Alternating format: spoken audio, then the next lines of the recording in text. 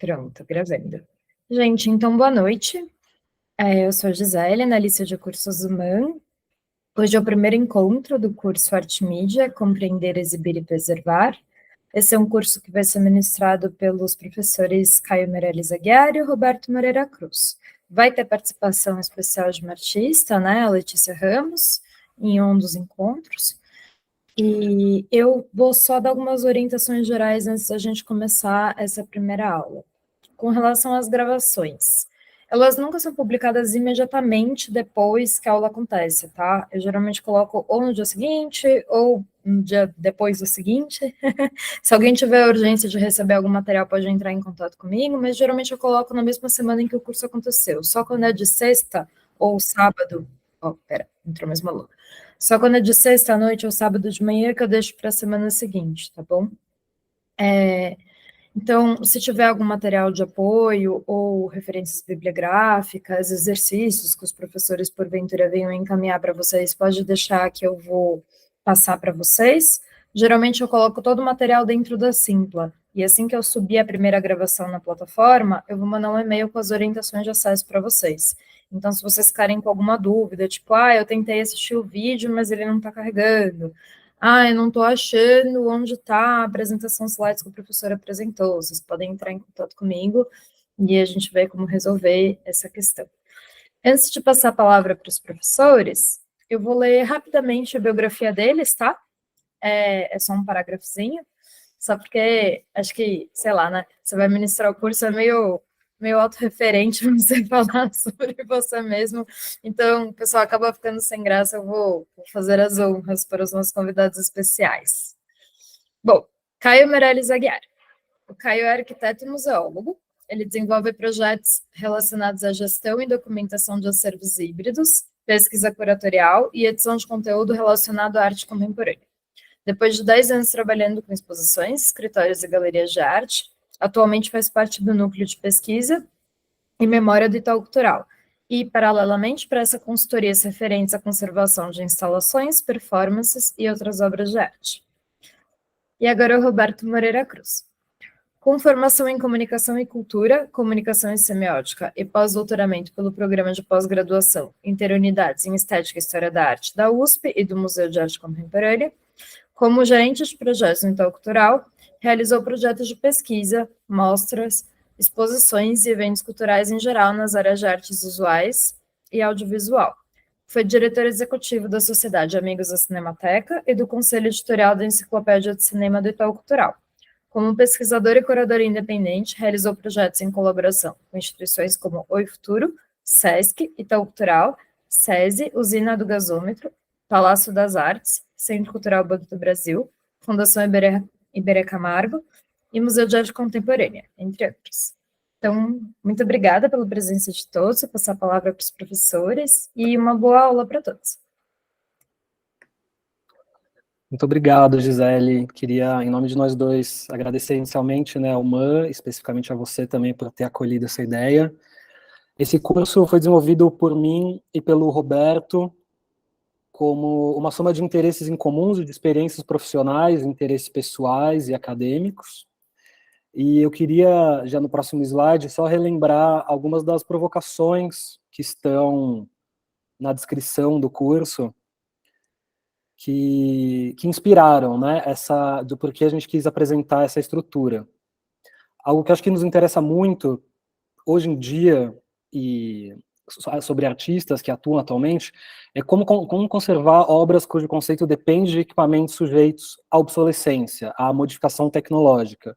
Então, a gente está falando desde televisores, projetores, a também a questão da internet, web art, tecnologias, programação, porque o que é muito importante entender nesses trabalhos é o que é possível substituir ou não para que eles sejam conservados e continuamente exibidos sem perder essa característica, entender quais são os parâmetros que definem o que pode ser alterado com o tempo e o que precisa ser realmente mantido, no sentido de que o conceito das obras está relacionado aos equipamentos.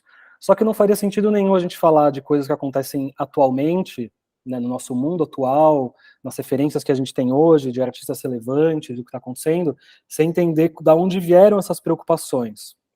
Então, no próximo slide já. Uma coisa que a gente vai querer trazer aqui é um certo resgate de entender como a relação entre arte e mídias tecnológicas se desenvolveu ao longo do tempo. Então, entender como, muitas vezes, para que uma ideia de um projeto seja preservado, para que um projeto seja preservado, é necessário compreender os parâmetros técnicos, compreender os equipamentos que envolvem isso.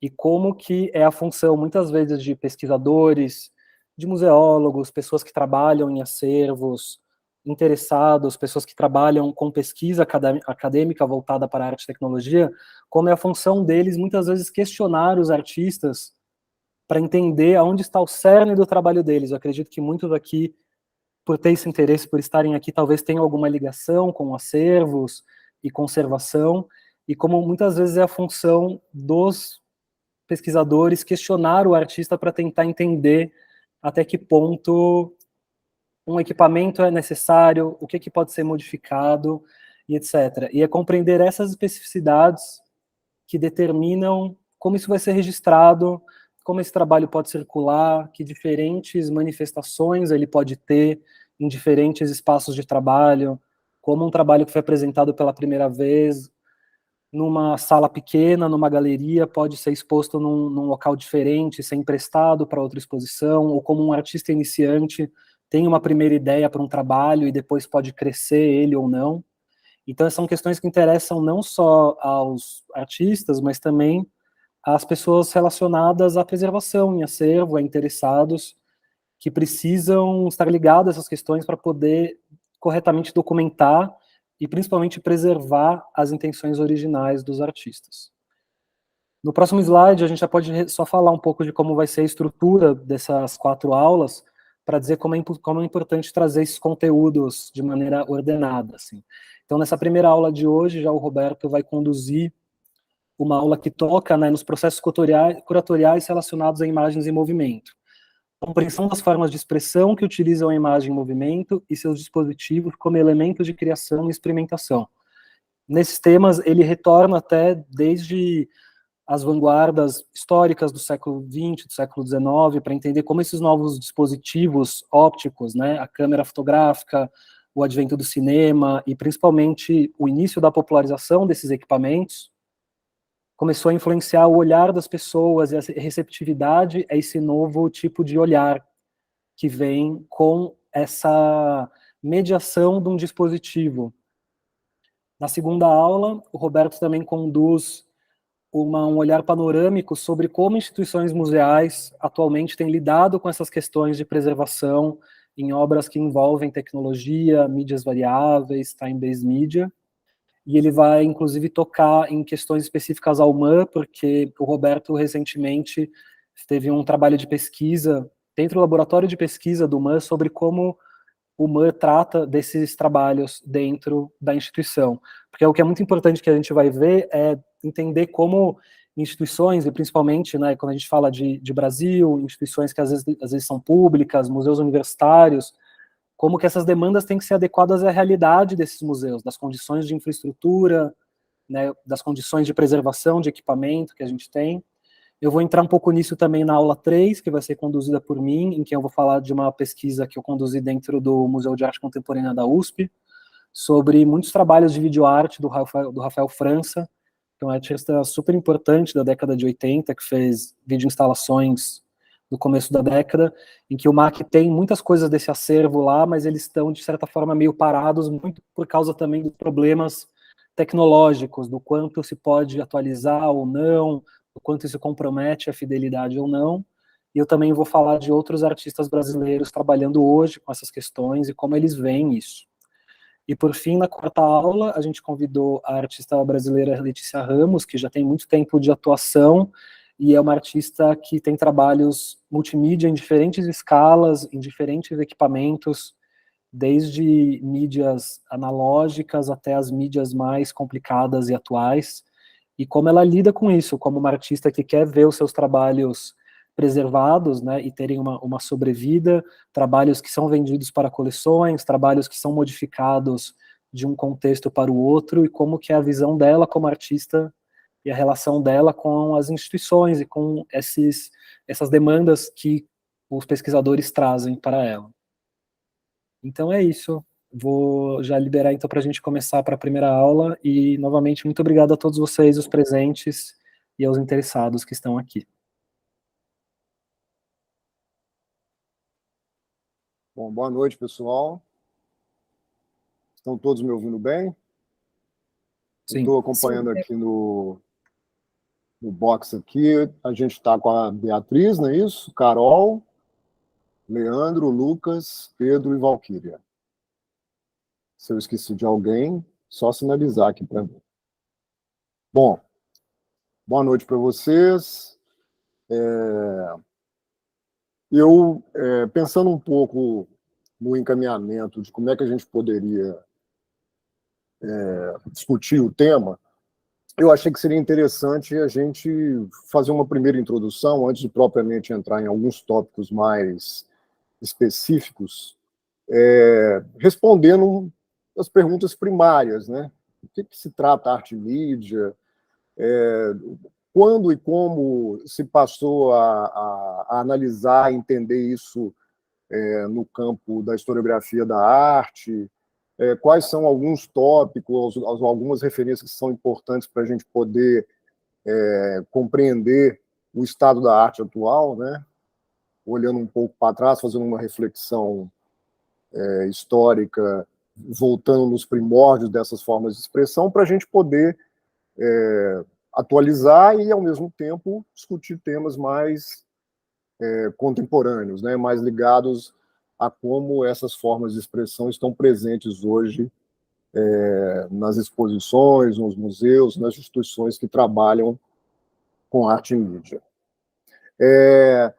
Eu vou pedir um favor para vocês, é o seguinte: se vocês quiserem fazer perguntas, me interromper, vocês fiquem à vontade.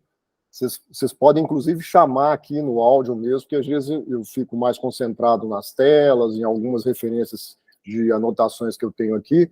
Então, qualquer pergunta, ou qualquer questionamento, ou qualquer dúvida, vocês podem interferir, tá? Só me chamar aqui no áudio que a gente vai dialogando e conversando, para não ficar uma coisa só, né, eu falando do lado de cá e sem ter um feedback de vocês mais imediato. Eu acho que pode funcionar melhor assim. E, obviamente, eu vou ver se eu consigo deixar aí pelo menos uns 20 minutos antes do final da aula para a gente poder, então, discutir, debater, para vocês falarem mais até do interesse de vocês sobre o tema. Se tiver algum pesquisador que está trabalhando com isso de forma mais específica, a gente pode fazer nesse diálogo de maneira também mais direta, né, para aproveitar o tempo real aqui do nosso encontro.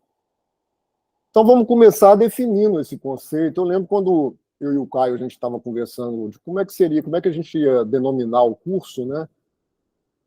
A palavra arte e mídia apareceu assim para mim de uma forma quase que óbvia, porque é um conceito que tem sido utilizado como uma forma de você colocar aí dentro de um grande conjunto, né, essas formas de expressão artística que, de alguma maneira, estão trabalhando com novas tecnologias ou com recursos de mídia ligados ao campo da comunicação, da informática, da telemática.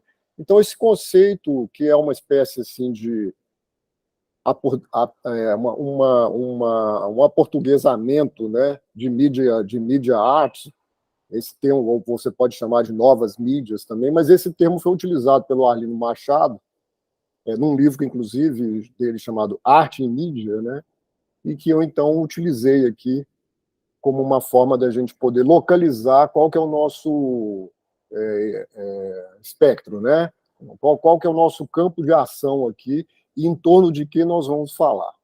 Então, esse termo ele vai nos servir aqui para definir todas essas formas de expressão artísticas que utilizam esses recursos tecnológicos, né, comuns aos meios de comunicação, à informática, e aí a gente pode colocar no bojo disso dezenas de formas de expressão de linguagem e de dispositivos, né? Filmes e vídeos experimentais, fotografia e cinema expandido, que é um conceito que eu vou trabalhar na aula hoje, o conceito de net art, de software art, de inteligência artificial, de todas essas formas que, de alguma maneira, utilizam dispositivos, meios tecnológicos, eletrônicos ou digitais, para formular formas de expressão artística, né?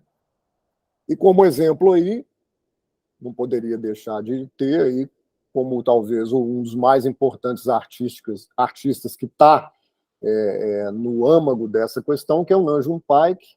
Essa é uma instalação dele, essa datinha aí está errada, é de 1985.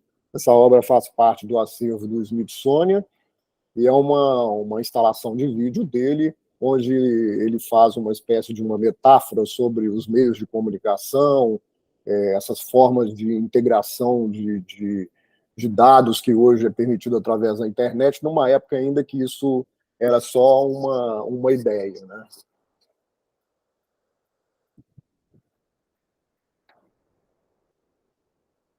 Agora, se a gente olha para trás, se a gente olha assim para a história da arte do século XX, a gente vai perceber que já no período das vanguardas, os artistas tinham uma preocupação, um olhar de caráter científico até, de experimentar com esses dispositivos, né? Experimentar com essas novas formas de representação da imagem que estavam surgindo naquela época, né? Final do século XIX, início do século XX. Só para reforçar, o dispositivo cinematográfico ele foi que permitia projetar imagens, né? Ele aparece pela primeira vez em 1895. Então, isso aí está exatamente no cerne dessa preocupação que os artistas do período das vanguardas, do cubismo, do dadaísmo, do expressionismo, do surrealismo, né, todos eles, do futurismo, todos eles, de alguma maneira, pesquisaram e trabalharam com imagens em movimento, e com a fotografia também, né, de uma forma de caráter experimental. Inclusive, esse termo, que é muito utilizado para se definir ou para se falar a respeito dessa arte das vanguardas, no período da modernidade, né, do século XX, esse termo experimentalismo ele é um termo que ele vamos dizer assim, roubado do campo da ciência mesmo, né? A ideia do empírico, né? De você poder, através da formulação de experiências com elementos técnicos, com a linguagem, com dispositivos, com formas de se trabalhar códigos de referência da linguagem, você poder elaborar maneiras inusitadas ou originais de se compor narrativas ou formas de expressão através desses meios. Então, esse termo experimentalismo, que é caro às vanguardas, né, ele está no cerne dessa questão, porque o princípio ele era, na sua essência, um princípio de experimentação científica, de utilizar desses dispositivos como forma de criação, elaborando narrativas ou elaborando códigos ou formas de se trabalhar a linguagem de maneira inusitada e muitas vezes de maneira nova, como era aquilo que estava no discurso das vanguardas, né? Inclusive o termo vanguarda tem a ver com isso, né? Aquilo que está na frente. Então essa preocupação ela diz respeito a um modo particular, próprio, original de se trabalhar no campo da arte, que emerge exatamente nesse período aí do final do século XIX e início do século XX, cujos principais representantes disso foram categorizados ou definidos na história da arte moderna como vanguardas históricas, né? E aí estão todas as Dada, surrealismo, cubismo, e em todas elas, se você for analisar, há algum modo de experiência com meios de reprodução da imagem, né? No caso, na época, a fotografia e o cinema, né? Aí, ilustrando, a gente tem dois exemplos, né? Uma radiografia do Man Ray e o Anémique Cinema, que é um filme experimental do Duchamp, só para ter duas referências aí, né? São formas de expressão muito pesquisadas e citadas hoje, fartamente pesquisadas e referenciadas em bibliografias, exposições, né, no mundo todo, e que, de alguma maneira, voltam à tona, no sentido da nossa reflexão de hoje, porque foram pioneiros nesse sentido, né? Foram pioneiros em pensar esses dispositivos de representação de imagem, dispositivos técnicos, né, como a fotografia e o cinema, de se trabalhar esses dispositivos de uma maneira experimental, de uma maneira transformadora, inventiva e inovadora, né? São todos adjetivos bons aí para se definir essas formas de experiências com a imagem no campo das vanguardas. A partir de meados do século passado, a gente tem, em função do próprio desenvolvimento dessas tecnologias, seja da televisão, seja do cinema, dos computadores analógicos que já surgem no final dos anos 50, por exemplo, Rollins Frampton é um artista, um cientista artista americano que no final dos anos 50 elabora pesquisas com computadores analógicos. Então, em função dessa série de fenômenos que vão acontecendo, do desenvolvimento dessas tecnologias, do surgimento dos dispositivos eletrônicos de produção de imagem, como o vídeo, a televisão e o vídeo posteriormente, a gente tem um verdadeiro boom, né, dessas formas de experimentação. Então, é muito frequente a gente perceber que, a partir dos anos 50, e efetivamente a partir da década de 1960, você tem muitos artistas, muitas experiências, muitas estilísticas que vão surgindo no campo da arte contemporânea com a pesquisa dessas formas de experimentação. Isso diz respeito a uma série de fatores, né? A questão da desmaterialização da arte conceitual, do crossover, né? Do cruzamento de paradigmas ou de modelos de expressão que vão começar a acontecer também. Você tem artistas que vão trabalhar com performance, com instalações, com imagem em movimento, com a fotografia, né? Começa a ver esses híbridos, né? Essas formas expandidas de expressão, né? Inclusive isso pode ser tratado como uma categoria, né? Fotografia expandida, cinema expandido, escultura expandida, né? Tem essas subcategorizações que nos ajudam um pouco a entender esses fenômenos que vão começar a acontecer a partir da década de 60. Então você tem uma série aí isso já agora dentro desse contexto da arte contemporânea, né? Meados do século XX, e essa coisa vai se estendendo até os dias de hoje, obviamente com outras definições, com outras categorizações em função das formas como agora a gente entende e estuda essas questões, mas aí você vai ter uma efervescência, né, no campo da arte-mídia, de experiências de artistas que vão trabalhar dentro desse contexto, né? Tem dois exemplos aí também, só para a gente ter referência, né? Bruce Nauman, que é um artista muito importante, que desde os anos 60 começa a trazer para o campo da performance e da body art a tecnologia do vídeo, né? E um artista muito contemporâneo chamado Ryoji Ikeda, que é um artista que trabalha com informática, né, com dados, e ele cria uma relação de som com imagem de forma assim extraordinária, trabalhando especificamente os processos de formulação de som e imagem através de algoritmos, né? É um artista bem importante assim dentro daquilo que a gente pode chamar do estado da arte hoje, né?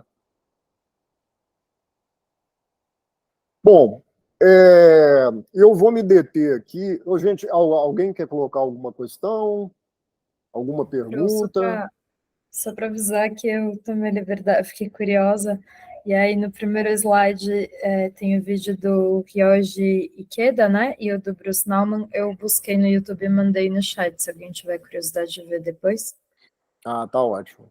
O Ryoji Ikeda vale a pena ver isso em movimento, porque são instalações de grandes dimensões que ele faz. Ele faz também performance ao vivo, mas ele, em função desse impacto são imagens abstratas, né, sintetizadas através desses algoritmos, em função do impacto muito intenso dessas imagens, ele passou a fazer essas instalações em grandes dimensões, né, que leva a uma espécie de uma imersão do corpo na própria imagem, né? Não são obras interativas, mas, em função da escala, elas fazem com que o corpo do espectador passe a fazer parte um pouco desse processo de exibição dessas imagens.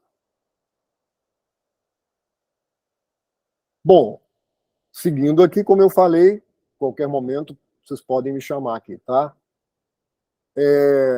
Eu vou me concentrar agora um pouco numa dessas categorias sobre a qual eu pesquisei bastante, tive a oportunidade, inclusive, de fazer curadoria sobre esse assunto, etc., que é o cinema expandido. Esse termo ele um termo que surge como uma forma de categorizar experiências que estavam sendo feitas com o cinema, ou com a imagem em movimento, ou com o dispositivo cinematográfico, de maneira mais evidente a partir dos anos 60. Inclusive, tem um livro chamado Expanded Cinema, né, que é um clássico do Jenny Youngblood. Esse livro, você encontra ele em versões PDF na internet. Tem uma versão em espanhol lançada na Argentina uns 3 anos atrás, ou em sebos, né? Esse livro, lançado por ele em 1972, é um livro interessante porque ele faz um grande panorama sobre tudo aquilo que estava sendo feito com imagem em movimento nos anos, a partir como eu falei, meados dos anos 50 e principalmente na década de 60, que fugia um pouco do pressuposto cinematográfico tradicional, isto é, o cinema como um meio de se contar histórias que utiliza como espaço de sua exibição a sala de cinema, né? Que é um formato, vamos dizer assim, clássico de se trabalhar com o cinema, né? Que foi sendo forjado, vamos dizer assim, que foi sendo amadurecido a partir do próprio desenvolvimento da história do cinema como um meio de criação de entretenimento público e de larga escala, né? Então, o cinema ele surge no final do século XIX e até ele se consolidar como um meio de expressão para se contar histórias, com um tempo específico, com sistemas de continuidade da narrativa. Você paga o ingresso, vai ao cinema, assiste o filme que dura mais ou menos 1h30 numa sala escura. Esse modelo ele foi forjado na primeira metade do século XX, né? Quando surgem os sistemas, o Star System americano, os grandes estúdios, isso é década de 20, mais ou menos, né? Ali se consolida um modelo, né? Agora, o cinema não é só isso. E esse conceito de cinema expandido, que surge na década de 60, ele vem como resposta a isso, porque vários artistas começam a trabalhar utilizando o dispositivo cinematográfico com modelos de narrativa ou códigos de linguagem ou formas de experimentação e de exibição que não se enquadravam dentro dessa caixa do cinema tradicional. Então, tudo isso aí foi definido como cinema expandido. E esse termo aparece pela primeira vez num artigo chamado Culture Interconnected Expanded Cinema, do Stan Van Der Beek, que era um artista, um pesquisador que morava em Nova York, estava naquela cena, né? Naquela cena do underground americano, principalmente na costa leste, né? Em Nova York. ele tinha um pretexto de que o cinema, para ele, deveria ser uma ferramenta de comunicação. Ele dizia que o cinema ele deveria ser uma forma de expressão global e de comunicação entre as pessoas, e que, inclusive, as ferramentas de produção e de exibição das imagens, elas deviam, de certa forma, dizer respeito a esse modelo de cinema, né? E aí, ele, em 1965, ele ganha a bolsa da Fundação Fulbright e cria essa sala de exibição que vocês estão vendo aqui, ó, que é um domo, né? No quintal da casa dele, ele morava num sítio em New Jersey, e ele cria, então, através desse patrocínio da Fundação Fulbright, esse espaço de pesquisa, de produção e exibição de imagens, que ele chamou de Moviedrome.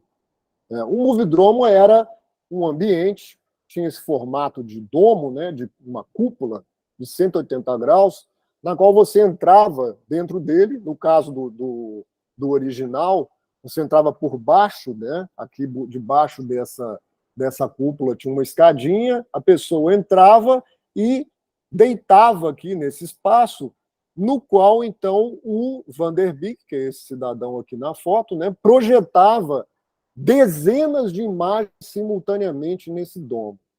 Imagens que eram oriundas de projetores de Super 8, 16 milímetros, projetores de slide, né, de diapositivo, retroprojetores, muitos deles instalados em superfícies que giravam e faziam com que essas projeções, além da própria imagem em movimento da imagem, elas faziam cruzamentos de projeção dentro do domo, e trilhas sonoras que ele ia produzindo ali na hora, com imagens, com sons pré-gravados. Enfim, era um espaço multitelas, no qual, então, a pessoa experimentava essa sensação multissensorial, né, essa experiência multissensorial de som e imagem projetadas simultaneamente.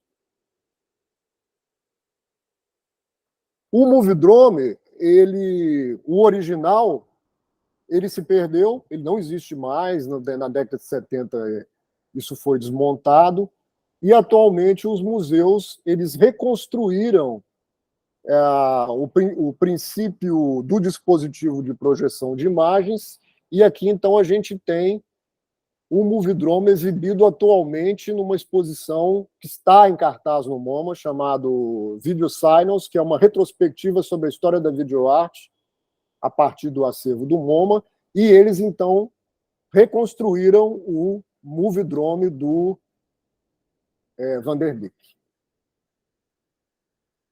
Eu vou exibir para vocês agora. Eu tive a oportunidade, em 2017, de fazer a curadoria para uma exposição chamada Iluminados, que aconteceu no Sesc Belenzinho, e lá a gente montou o Moviedrome, numa escala bem maior, inclusive, do que essa, e eu vou mostrar para vocês umas imagens, né, um registro dessa montagem, para vocês terem uma ideia, mais ou menos, de como é que se dá a experiência, né, dentro do domo dele. Vou só interromper aqui essa aqui.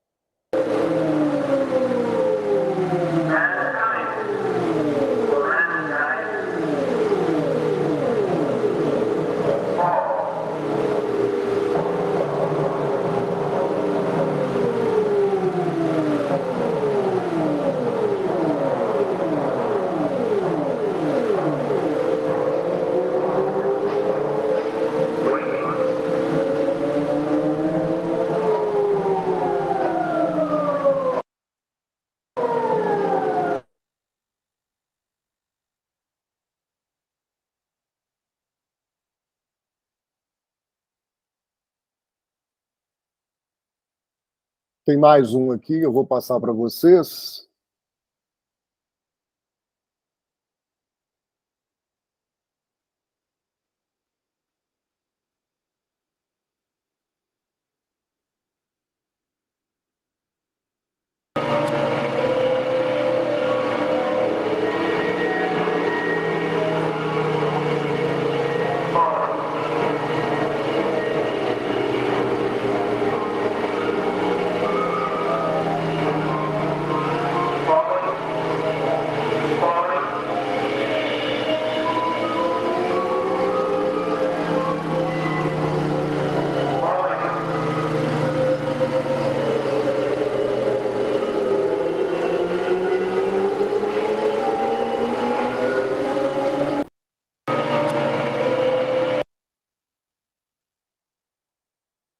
Tava com som, né, gente? Tava, né? Deixa eu voltar aqui para a apresentação, então.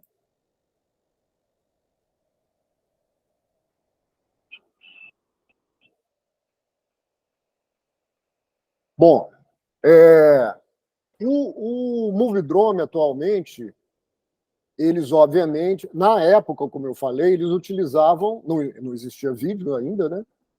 Em caráter para uso doméstico, etc. Vídeo era uma coisa ligada só à televisão, ao broadcast, né? Porque os equipamentos eram muito grandes, exigiam uma tecnologia muito complexa, etc. Então, as experiências do Stan Van Der Beek no Moveldromo eram exclusivamente com filmes. E hoje, em função do processo de digitalização, etc., eles mesclam essas tecnologias. Você tem, como inclusive a gente montou no Brasil, você tem, por exemplo, eu vou usar como referência essa foto aqui, ó, você tem a possibilidade de uso de projetores de 16 milímetros como uma referência vintage mesmo, para você sentir e perceber um pouco o que era o uso desses equipamentos naquela época, e essencialmente projetores de vídeo, que estão aqui, nesse caso da montagem do MoMA, debaixo desse assento aqui, onde as pessoas entram, assentam e vê a projeção. No caso aqui da montagem do Sesc Belenzinho, a gente tinha 18 projeções simultâneas, sendo 3 delas de projetores de 16 milímetros e 15 delas de projeção digital. Havia a intenção de utilizar projetores de slide nessa montagem, mas o Stan Van Der Beek State, na época que veio fazer a montagem, etc., eles tiveram um problema com a reprodução desses slides, então eles optaram por apresentar utilizando vídeo, essencialmente vídeo. Nesses projetores de vídeo, às vezes você tinha a emulação do que era a projeção em slide, né, que é aquela fotografia, né, que utiliza um dispositivo de projeção, e filmes transferidos para digital, etc., e películas em 16 milímetros. Então, como vocês perceberam, é um ambiente que se difere radicalmente de uma sala de cinema. Primeiro que você tem liberdade de circulação dentro desse ambiente. Você pode ficar sentado, você pode ficar deitado, né? Você pode entrar e sair. A projeção não tem princípio, meio e fim, ela é cíclica, né? É uma projeção, inclusive você vê dezenas de imagens simultaneamente projetadas na tela, com assuntos, com características, com propostas narrativas, às vezes só visuais, às vezes fotográficas, às vezes contextos, etc., dos mais diversos tipos possíveis, que eram filmes que o Van Der Beek criava naquela época, filmes de animação, filmes experimentais, imagens de found footage, etc. Então, é um mosaico de projeção simultânea que faz com que você tenha uma diversidade, uma polissemia de informação muito complexa e muito sensorial, essencialmente sensorial, né?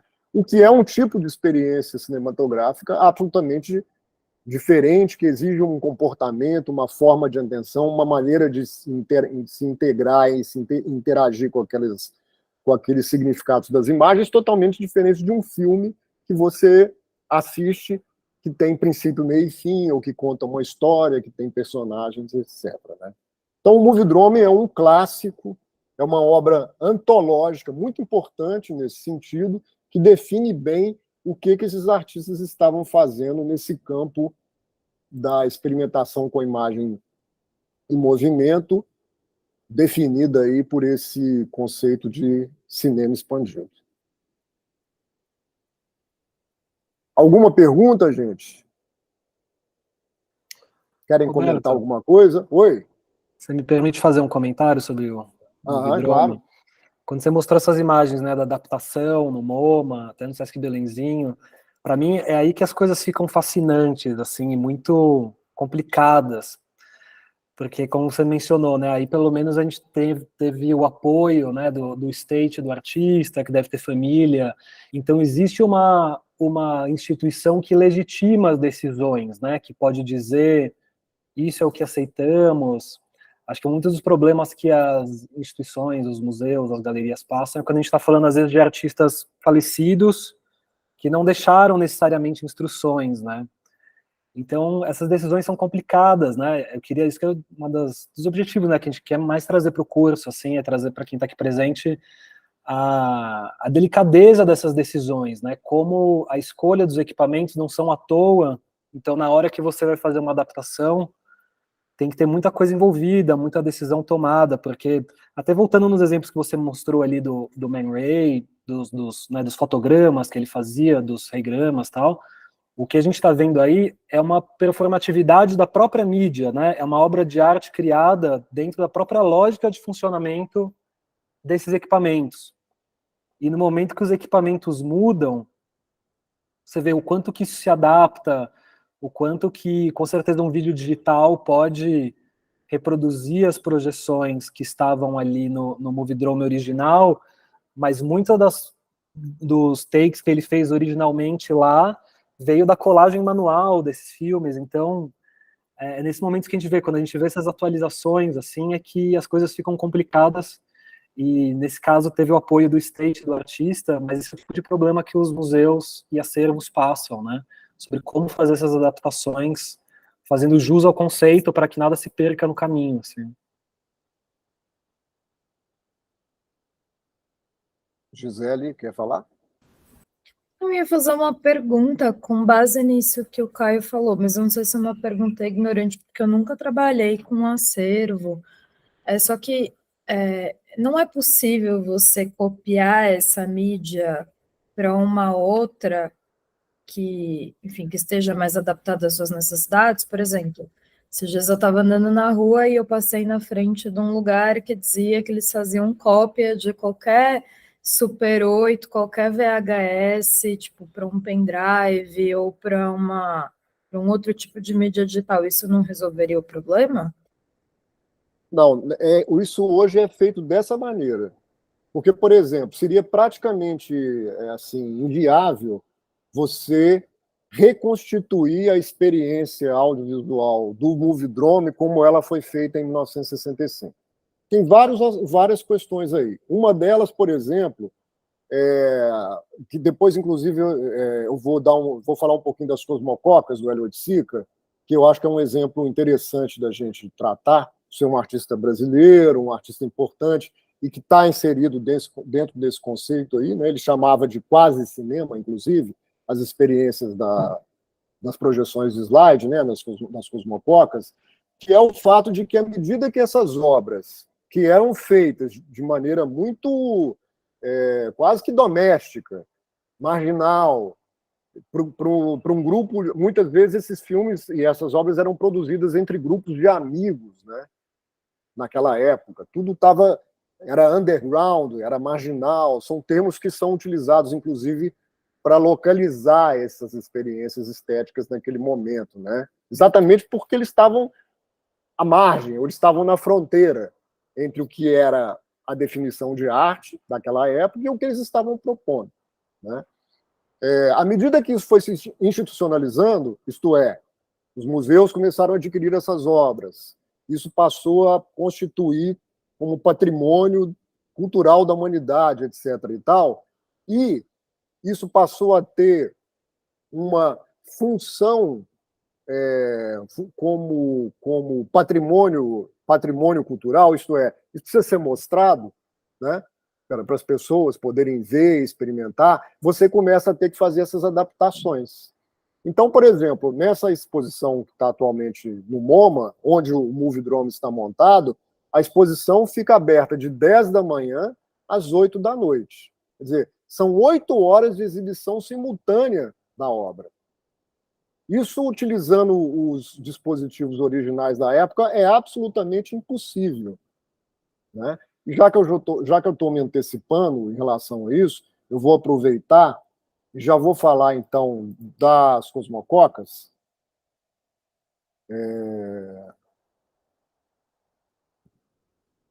Deixa eu só achar aqui onde é que eu coloquei. Espera aí.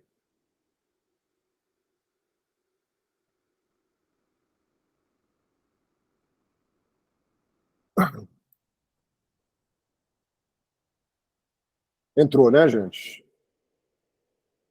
Eu não sei se vocês já... Oi? Não entrou? Tá parecendo. Ainda não. Espera aí.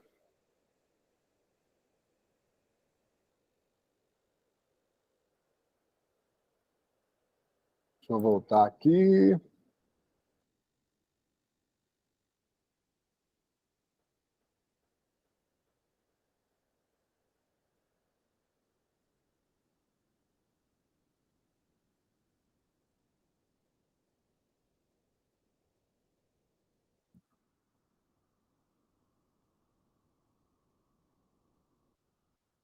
Agora foi.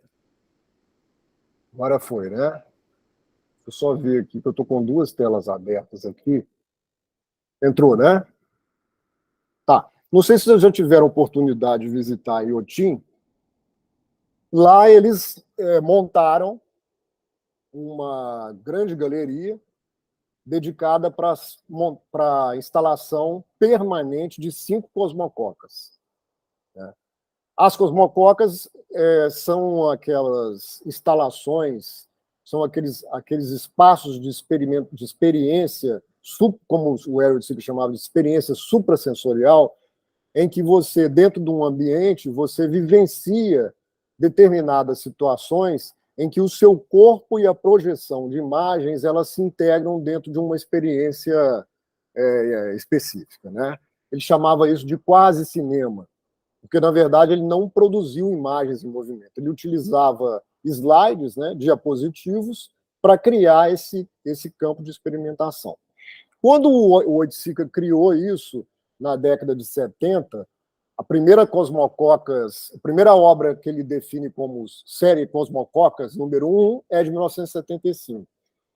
Ele criou isso com o propósito de ser uma experiência de um happening, na qual as pessoas, numa sala ou num ambiente qualquer, poderiam pegar esse material, os slides, né, que ficavam num dispositivo chamado carrossel, colocar isso dentro desses projetores de slides e elaborar a sua combinação, né?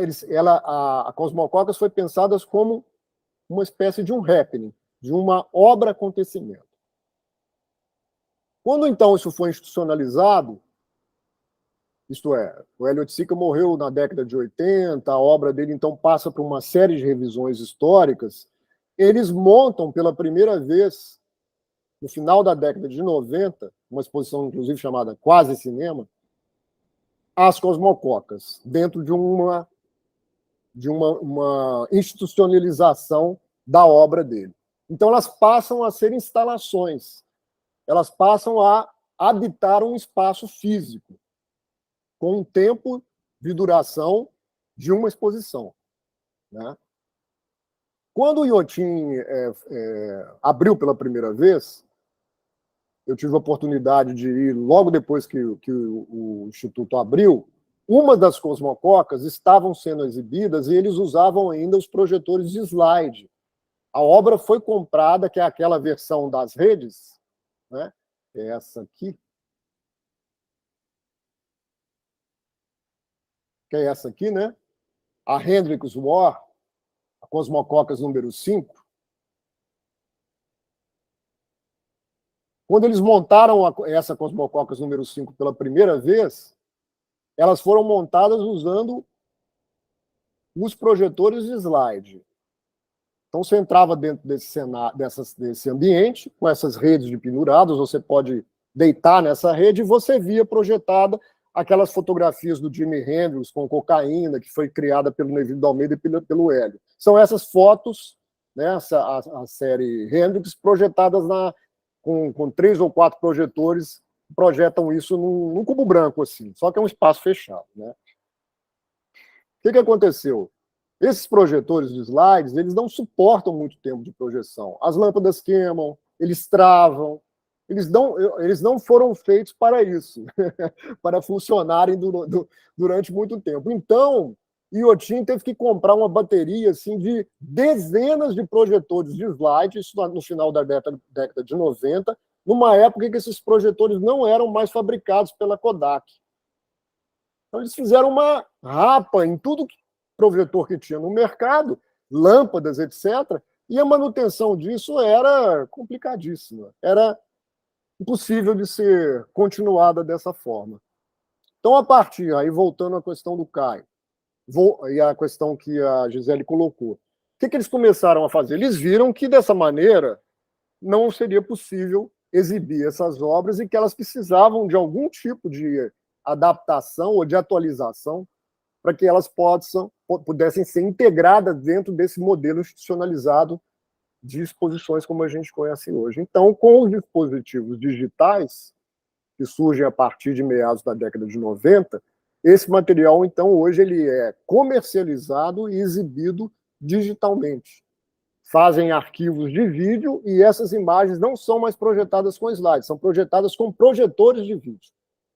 Então, o que você assiste é um filme, na verdade, mas que está sintetizado com um monte de fotografias, como se fosse um data show, simplificando, né? Que a gente usa no PowerPoint, por exemplo. É basicamente isso.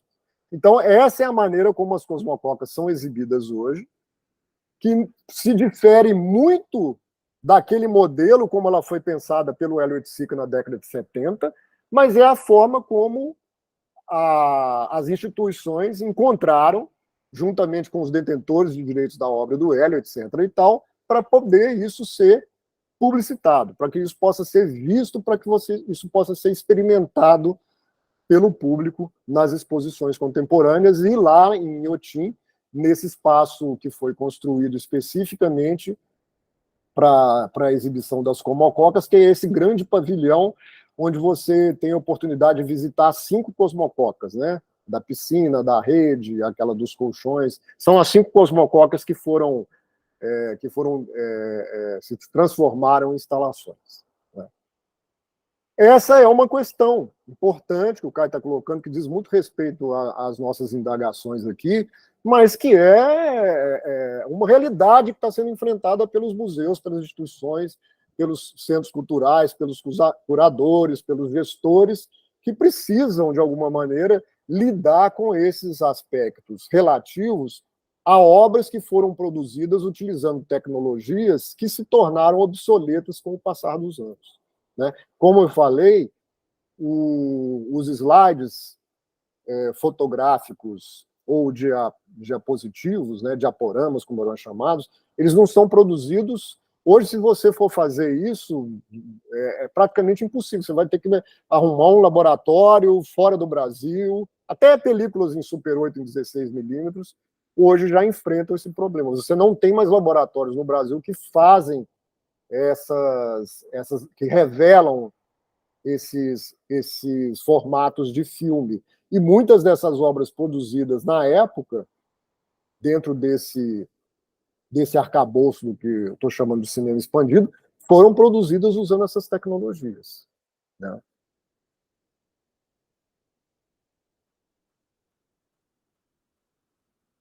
Podemos seguir, gente? Vocês querem comentar alguma coisa? Deixa então eu voltar aqui para o nosso slide.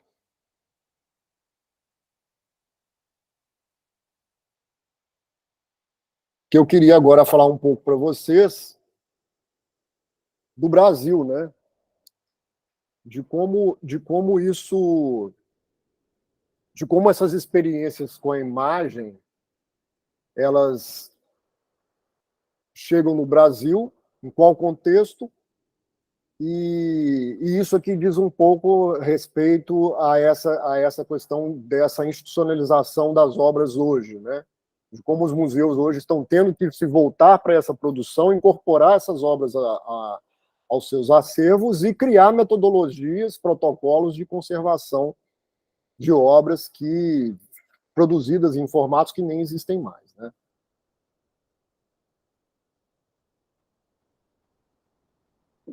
Os primeiros trabalhos realizados dentro desse escopo do cinema expandido no Brasil foram os filmes Super 8 e os trabalhos produzidos em fotografia e slide a partir do final da década de 60 e início da década de 1970. O Frederico Moraes, que é um pesquisador, um historiador de arte muito importante, ele definiu essa produção de fotografia produzida com slide no Brasil de audiovisual arte. Inclusive, ele produziu uma série de trabalhos que ele chamava de ensaios críticos através desses dispositivos de imagem, né, de slide. E a geração de artistas que, no final dos anos 60 e início dos anos 70, começaram a produzir filmes experimentais utilizando o formato principalmente do Super 8, que era um equipamento mais barato, mais fácil de ser utilizado.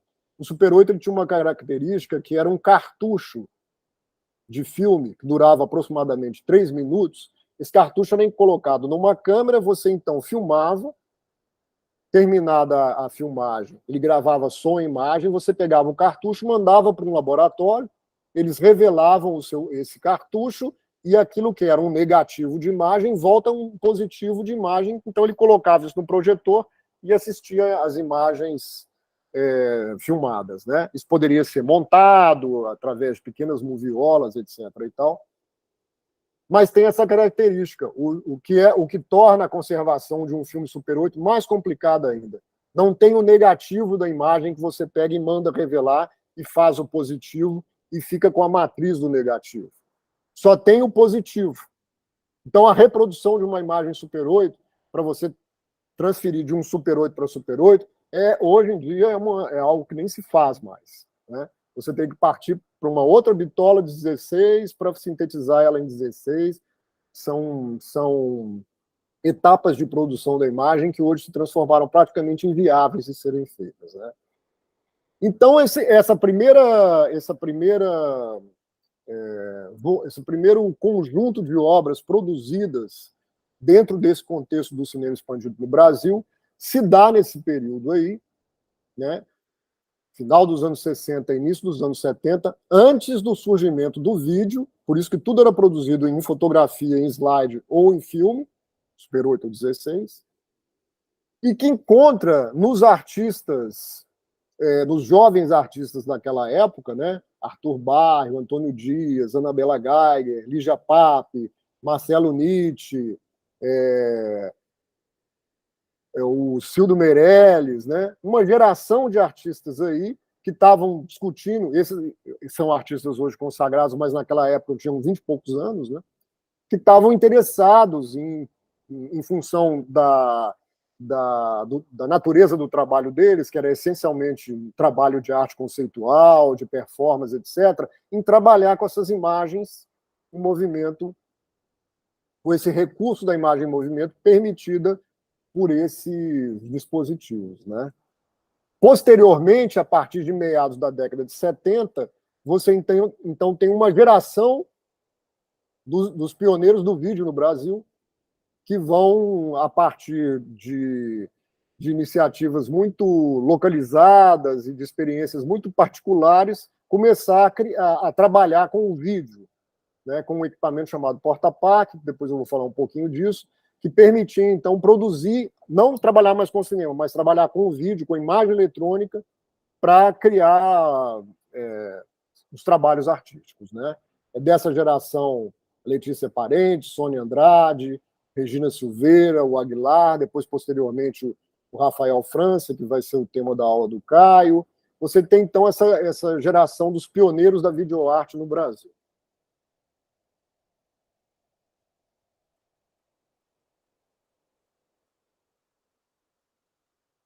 Em 1973, a Araci Amaral ela realiza uma mostra em São Paulo, chamada Expo Projeção 73, na qual ela reúne pela primeira vez esses trabalhos. Isso em 73. Quer dizer, a coisa estava no epicentro da cena, né, da época. Araci percebe essa particularidade, né, de artistas que vinham de outras experiências, né, que vinham da pintura, que vinham da performance, que vinham da arte conceitual, que vinham, enfim, de uma outra, das artes visuais, vamos chamar assim, inclusive é um termo que surge nessa época, né? Ela percebe que esses artistas começaram a produzir esses filmes e esses audiovisual arte através dos slides. Então ela realiza um projeto, uma mostra chamada Expo Projeção 73. É a primeira vez que esses trabalhos são reunidos num evento público. E depois, 40 anos depois, em 2013, eu tive a oportunidade de realizar com Araci Amaral uma espécie de uma revisão histórica dessa exposição, e a gente realizou a Expo Projeção 1973-2013, lá no Sesc Pinheiros, onde a gente conseguiu recuperar e localizar cerca de 70% dos trabalhos que haviam sido realizados, produzidos e exibidos na Expo Projeção de 73. Algumas dessas obras, os outros 30%, a grande maioria se perdeu, não existe mais ou não foram localizadas. E isso fez com que a gente consiga... Inclusive, algumas dessas obras ainda estavam no suporte original, em Super 8. E esse projeto, ele permitiu que a gente localizasse, na casa da Araci Amaral, no acervo particular dela, duas obras produzidas pelo Raimundo Colares, que foram feitas lá naquela época, em 1972, foram exibidos em 1973 e desde então ficaram guardadas na casa da Araci, sem nem ela mesma saber. Então, esses trabalhos, em função desse processo curatorial de trabalhar com pesquisa de arquivo, de acervo, em função da gente ter remexido nos arquivos dela, etc., localizado essas coisas, a gente achou, então, as duas bobinas em Super 8 produzidas pelo Colares, e elas foram restauradas, remasterizadas e exibidas depois de 40 anos na Expo Projeção. Vou passar um trecho de um dos filmes desses, o Gotham City, que vocês vão perceber que tem uma relação muito grande com aquelas pinturas que ele fazia de ônibus, né? Aquelas paisagens urbanas que ele fazia, de pinturas de carroceria, de caminhão e de ônibus, que é aquela forma de trabalhar com a plasticidade, né, visual dessas referências, e essas experiências filmográficas dele, produzidas em Super 8, em Nova York, em 1972, tem muito a ver com a pintura que ele fazia na época. É um trechinho só, tá, gente? É um filme sem som, é um material bruto que foi encontrado, ele nunca trabalhou com esse material, mas é um filme finalizado na própria filmadora, né? Liga, desliga, ele editando esse conjunto de imagens que mistura um pouco de figurativo com abstrato no próprio processo de filmagem, né? É uma experiência visual muito interessante. Vou colocar aqui.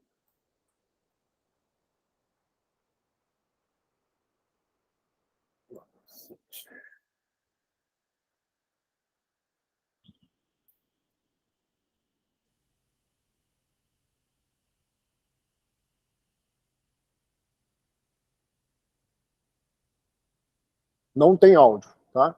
Vou deixar passar tem aproximadamente 8 minutos o filme todo, eu vou deixar passar um pouquinho, depois eu vou falar um pouco desse processo de criação dele e concluir um pouco essa primeira parte aí, né?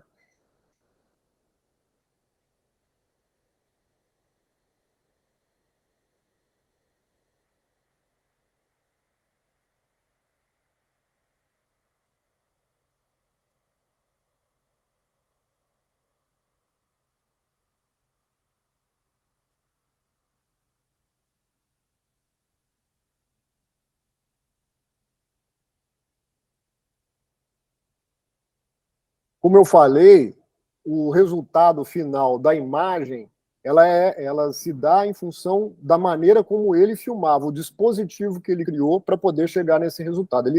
Inclusive, tem uma foto mostrando ele fazendo essas filmagens em Nova York. Ele pegou um tubo de acetato e colocou na frente da lente da câmera. Essa é uma cena interessante, que é um reflexo dele, né, numa vitrine em Nova York. Então ele coloca esse tubo na frente da lente e começa a filmar. E esse efeito de reflexo das imagens no tubo, né, desse tubo de acetato espelhado, que gera esse efeito caleidoscópico que a gente vê muito, né, em termos de associação, de analogia com as imagens, com as pinturas de carroceria que ele fazia na época.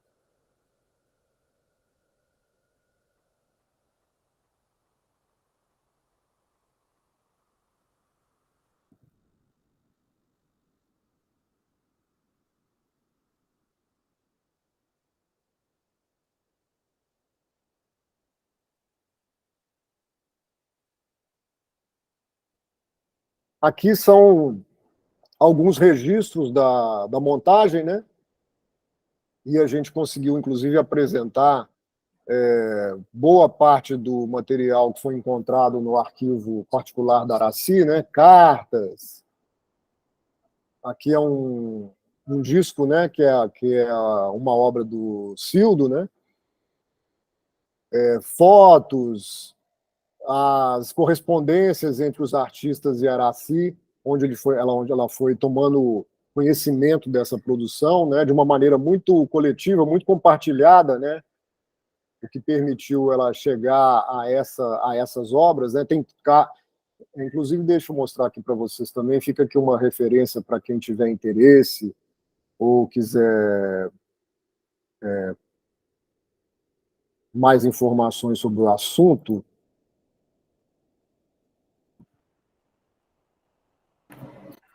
Roberto, eu acho que a Carol tinha uma pergunta.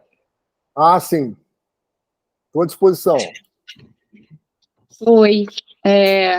Não é nenhuma pergunta, era mais um comentário que tinha muito a ver com essa questão dos acervos que ficam, né, na Casa dos Artistas. Eu participava de um projeto que era de restauração de videoarte dessas artistas pioneiras, que, enfim, Anabela Geiger, Sônia Andrade. E é isso, eu acho que uma das coisas que a gente tinha muito, assim, encontrava muito no decorrer do projeto, era o estado que esses acervos estavam, porque eles não estavam em instituições, assim, né? A maioria desses acervos se encontram dentro da casa dessas artistas e muitas vezes em condições já muito obras em vídeo, obras em película, que vão se deteriorando. E aí eu fico sempre pensando nessa questão de como é que essa não aquisição das obras experimentais pelas instituições acabam levando esses acervos a essas condições, e depois, para resgatar esse tipo de material para exibição, sempre sempre exige uma necessidade de uma readaptação, porque esses materiais vão ser projetados quase sempre, ou exibidos quase sempre, já numa versão digital, que já é muito diferente da experiência original desses materiais como esses materiais foram produzidos. E também resgatar essas informações com as artistas depois de tanto tempo acaba sendo também, né, muito mais confuso, assim. Sempre tem uma certa necessidade de readaptação, e aí vira quase uma nova versão da obra, porque depois de tanto tempo que essas artistas produziram esses materiais, já tem elas já ganham outras dimensões, assim. E, enfim, aí eu pensei muito nisso por causa desse projeto, e aí, enfim, queria que você comentasse mais sobre esse processo, assim, sobre como as instituições também têm esse papel de resgatar esses materiais e tentar, assim, ao máximo, manter uma certa originalidade, não, né, mas uma certa coerência ali com o que foi produzido à época. Esse projeto você fez aonde, Carol? É um projeto do Brazilian Film and Video Preservation Project. Ele é conduzido pela Clarice Rivera aqui, mas ele tem convênio com a Vídeo Brasil, em São Paulo. Aham. E vocês estão... vocês tiveram acesso às matrizes das obras dos artistas do Rio? Algumas do Rio, algumas de São Paulo. Dos anos 70. Mas a gente... Isso, primeiro foram as artistas, né, pioneiras, agora já estão indo para outras artistas, mas a gente teve acesso aos materiais originais, e eles foram mandados, na verdade, eles estão sendo restaurados em Nova York, e depois eles voltam para o Rio e vão para São Paulo, já matrizes, né, já materiais digitais, assim, para preservação. Você pode só repetir qual que é a instituição, porque eu perdi? Você falhou na hora que você falou? A instituição sem de ser o São Vídeo Paulo, Brasil. a Associação Vídeo Brasil. Com quem que está apoiando o projeto? A Vivian Ostrovsky, que é do OFF, né? Da da Ostrovsky Foundation. É através dela. Através dela. Essa questão que você está colocando é a questão crucial. Sim. Né? É a questão crucial, porque se você olhar os principais museus no Brasil, vamos considerar aí a Pinacoteca, São Paulo, o MAN do Rio, o MAN de São Paulo e o Museu de Arte Contemporânea da USP, o MAC, os acervos são pequenos. São muito pequenos. Sim. O acervo do MAN do Rio tem aproximadamente 120 obras de vídeo e filme, a maioria delas de artistas mais contemporâneos. Sim, eu estudei o acervo do MAN do Rio para falar sobre a artista Kátia Maciel. Eu passei por todas as obras, quase o número de obras de artistas pioneiros são... Não, praticamente não tem. Quase não tem. Nesse sentido, o MAC ele tem, em função da experiência do setor de vídeo, que é essa tela aí criada pelo Zanini, ele acabou sendo o celeiro da produção de videoarte em São Paulo, de caráter pioneiro. Né? Opa, tá vazando um som aí para vocês? Vocês estão me ouvindo?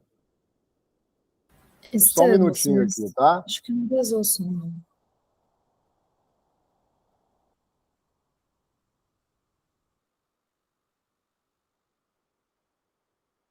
Eu já sei o que é. Deve ser o vídeo aqui que acabou e ele continuou rodando. Pronto.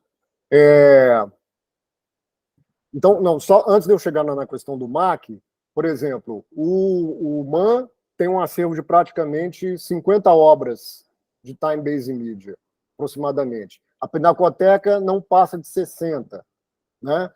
O MAN do Rio, cento e poucas obras. O MAC, cento e poucas obras. Houve esse problema, é um problema conjuntural, de política cultural, que, em função dessas obras até final do século passado, serem consideradas praticamente uma exceção dentro da historiografia da arte brasileira. Eu até brinco dizendo assim, isso não aconteceu só no Brasil, não, isso aconteceu no mundo todo.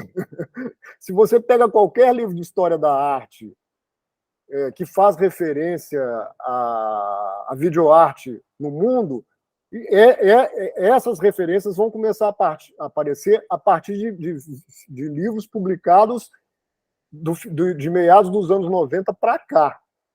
Quando muito aparecia uma citação a Nanjum Paik, as experiências dos artistas americanos na década de 60, mas isso aparecia como anexo, como apêndice, como nota de pé de página, né? Exatamente em função dessa necessidade de você ter um tempo histórico de absorção dessas formas de expressão, porque, como eu falei, elas aconteciam dentro de um contexto, de um cenário à parte, né? Precisou desse tempo acontecer. Então, mesmo as grandes instituições museológicas no mundo, elas se deram conta disso, com exceção do MoMA, há cerca de 20 e poucos anos atrás. Vocês teriam uma ideia, o departamento de Time-Based Media, esse é assunto que eu vou tratar na próxima aula, mas o departamento de Time-Based Media do Guggenheim foi criado em 2006. O MoMA não, o MoMA é um caso à parte, em função da Cinemateca, né? Uma das maiores cinematecas de filme nos Estados Unidos pertence ao MoMA. Então, o MoMA já tinha uma tradição de trabalhar com a imagem em movimento. E, em 1974, a Barbara London cria o departamento de Media Art lá, então eles já tinham hoje o maior acervo de videoarte nos Estados Unidos está no MoMA, né? Agora, a maioria dos outros museus, não. Então, são experiências que começaram a ter que ser... São incorporações que começaram a ter que ser feitas à medida que essas obras se constituíram como obras de patrimônio artístico. Os museus tiveram, então, que fazer essa incorporação e criar métodos, protocolos de conservação. Aqui no Brasil, nós ainda estamos num momento embrionário disso. E isso que você comentou é muito importante, porque o que está acontecendo? Como eu falei, em 2013, hein, tem 10 anos que eu fiz esse projeto com a Araci, lá já foi difícil achar as obras. Muitas delas se perderam. E a maioria delas não estavam nos museus. Estavam, como você falou, na casa dos artistas. Em algum ou outro lugar que tinha uma outra obra, mas a grande massa de obras foram localizadas em posse dos artistas, né? Isso é um desafio que tem que ser enfrentado. O grande risco disso é que parte da história está se perdendo e outra parte já se perdeu. E se você não tem ações muito pontuais, como essa agora do Vídeo Brasil, como a do MAC, que tem uma preocupação de alguma maneira de trabalhar com esse acervo que está lá, como instituições como o MAN, que começa a olhar, entrar num processo de atualização da sua coleção, né? Fica esse ato, né? Isso é um problema de política pública mesmo, né? Os museus. Olha, basta a gente comparar, né? Enquanto os acervos de fotografia, as coleções, os seus acervos, os museus têm 1.500, 2.000 obras em fotografia, em vídeo, em filme, elas têm 50, 60, 70. Né? É um problema institucional, né, como eu falei, de política pública que precisa ser enfrentado. Né? E se não são essas iniciativas pontuais, assim, pouco está se fazendo para se reverter esse cenário. Né? Eu vou concluir, gente, são quase 8h30, né? Eu vou falar rapidamente da pesquisa que eu realizei no setor de vídeo, no MAC, foi minha pesquisa de pós-doutorado lá, e foi quando eu me deparei exatamente com essa questão, né? Você, de repente, está diante de um acervo que tem uma história que é uma história, assim, é quase inacreditável quando a gente conta isso, né? porque as obras originais ficaram desaparecidas durante 35 anos, e elas foram localizadas em 2013 no Museu da Imagem do Som, pela Rejane Silveira e a Cristina Freire, porque essas obras estavam lá, cadastradas e indexadas de maneira incorreta, ou sequer estavam indexadas.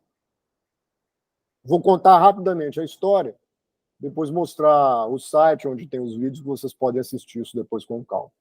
Em 1977, o Zanini, o Walter Zanini, que era diretor do MAC, ele criou no MAC um setor de vídeo, comprou um equipamento, porta-PAC, que é um equipamento semelhante a esse aqui, o equipamento original ainda está lá, que gravava imagens numa fita de rolo aberto semelhante a essa aqui, que é possivelmente um material que a Carol está pesquisando e foi remasterizado lá em Nova York, né? Porque aqui no Brasil não tem mais condições de fazer remasterização de porta-PAC. Esse setor de vídeo foi criado pelo Zanini como uma forma de estimular a produção de trabalhos em vídeo em São Paulo. Lá no Rio de Janeiro, inclusive o Zanini tinha consciência disso, porque ele trocava cartas com a Anabela Geiger, com Letícia Parente, e elas estavam trabalhando com a produção de videoarte lá. Essa produção começa em 1974, em função do fato de que um dos amigos da Anabela Geiger, o João Tobi Azulay, ele trouxe de Nova York o porta-PAC. E a Anabela Geiger, ela era professora, ela tinha no entorno dela esses artistas, né? A Letícia, a Sônia, Fernando Coccaralli, Paulo Erkenhoff, eram pessoas que estavam estudando na Escola de Belas Artes, e então ela promove esse encontro entre eles e coloca esse equipamento na mão deles. Então, a primeira produção de obras em videoarte no Brasil se dá neste grupo no Rio de Janeiro, em função do acesso ao equipamento. Em 1975, foi realizada uma exposição na... Deixa eu ver se eu tenho slide disso aqui.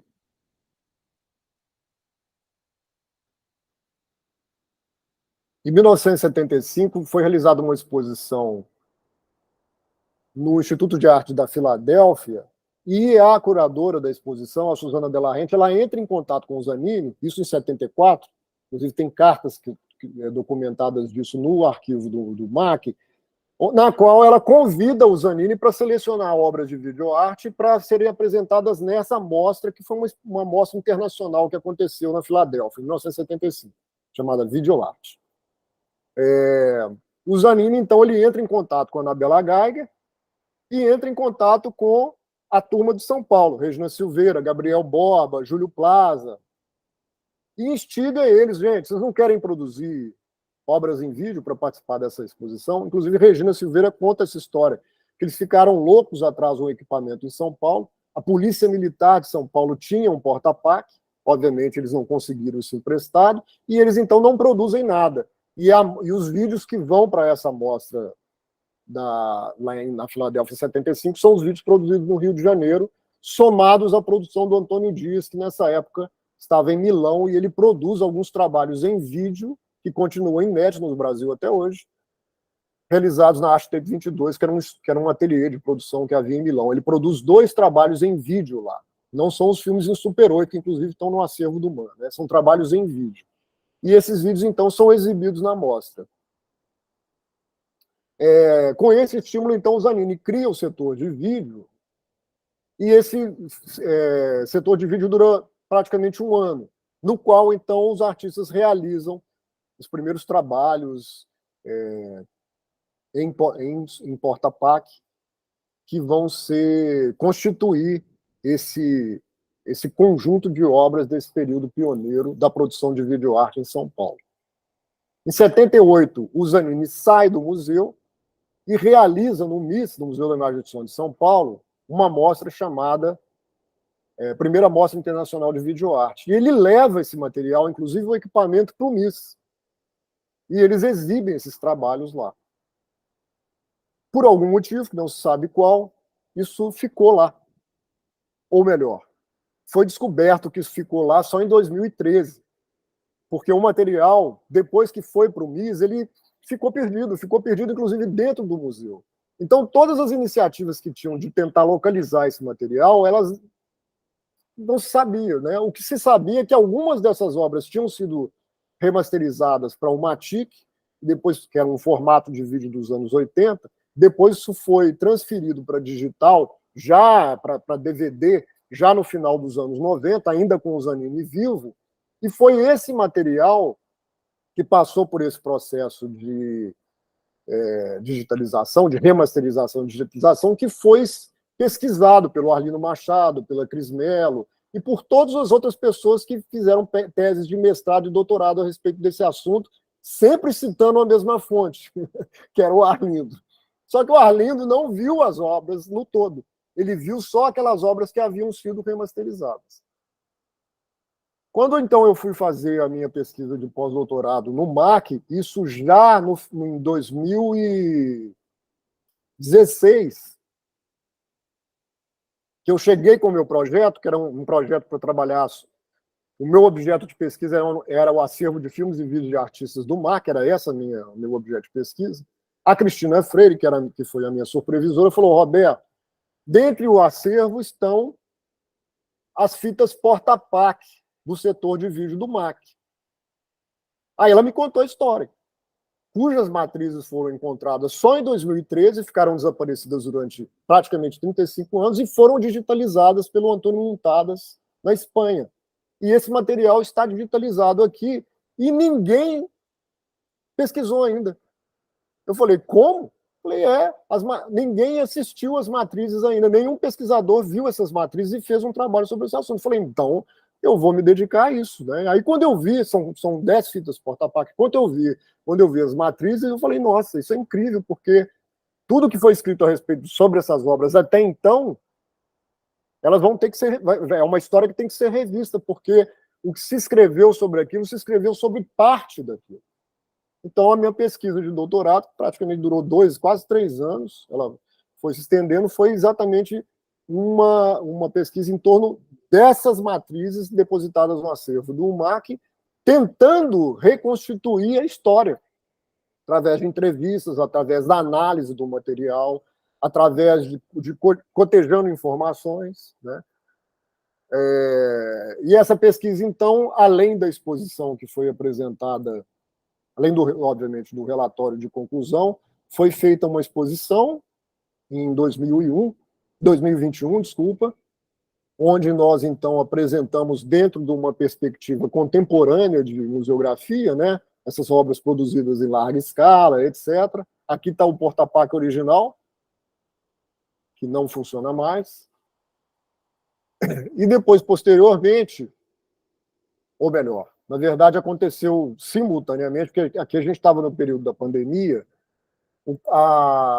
o próprio museu sugeriu que a gente pudesse apresentar o conjunto das obras num site que hoje pode ser acessado pelas pessoas, né?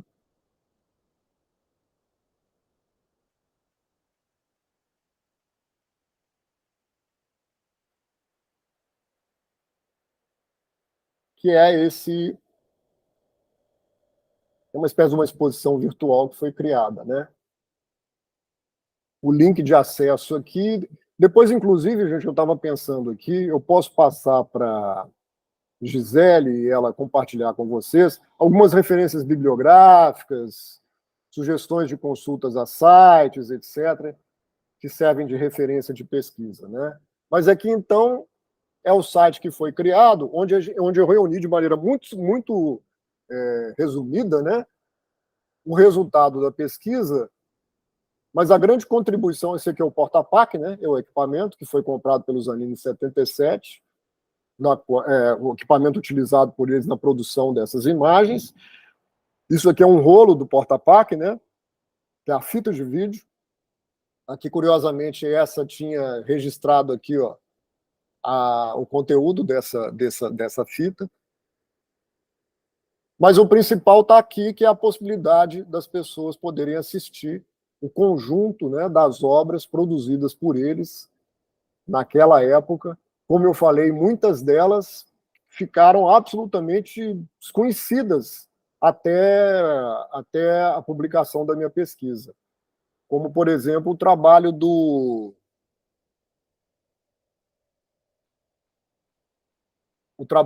Roberto Sandoval, que por algum motivo aqui não está querendo. Deixa eu ver se eu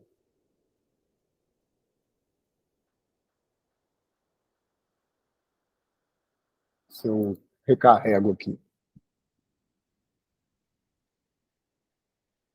Mas aqui do site vocês têm a possibilidade de ver o conteúdo completo das obras que foram realizadas nesse período, que foram digitalizadas, né? Bom, por algum motivo não está entrando aqui, mas não tem problema. Depois vocês consultam, tá? Mas você pode assistir na íntegra todos os trabalhos. Foi uma forma que o museu encontrou de compartilhamento dessas informações, de apresentar um público um conteúdo que funciona bem na internet, né? Entrou agora. Pode ter sido a minha internet aqui que está um pouco lenta. E aqui, então, você assiste na íntegra o trabalho, né? Esse trabalho, por exemplo, do Roberto Sandoval, até a publicação da minha pesquisa e da exposição, ele não tinha sido analisado, visto, exibido desde a mostra de 78, porque ele ficou esquecido no arquivo. Pra vocês terem uma ideia, quando a Regina Silveira encontrou isso em 2013, foi depois de muita insistência, uma pesquisadora do Museu da Imagem do Som entregou uma caixa para ela e falou: Regina, tem esse material aqui dessas fitas, mas são fitas de áudio. E na hora que ela viu, na verdade, eram as fitas porta-pacto, que se assemelham a fitas de áudio de rolo, né? Então foi a partir quase que por um acaso, esse material foi encontrado, então digitalizado e posteriormente, então, objeto da pesquisa, e hoje esse material está acessível no museu, etc. e tal, e principalmente aqui nesse site, que é um site permanente, né? Permite você acessar tanto o conteúdo das obras, quanto algum material de pesquisa que foi levantado durante esse período, né? Deixa eu só voltar aqui para vocês verem, ó. Por exemplo, aqui embaixo tem uma linha do tempo que conta um pouco dessa história, e tem alguns dos documentos que fazem parte do arquivo do MAC, que foram digitalizados e que são registros históricos dessa época, cartas, o videopost, que é um trabalho de um artista colombiano que trabalhou no setor de vídeo com o Zanini. Então tem muito desses materiais que estão lá no arquivo do MAC, mas nunca tinham sido compartilhados e publicados de maneira sistemática e com uma revisão bibliográfica, uma revisão historiográfica, como foi feito nesse projeto, né? Voltando a essa questão, só para concluir, esse tipo de pesquisa, né, ele mostra um pouco isso que foi comentado pela Carol, essa carência que existe ainda no campo da pesquisa em torno dessa produção de audiovisual experimental no Brasil, né?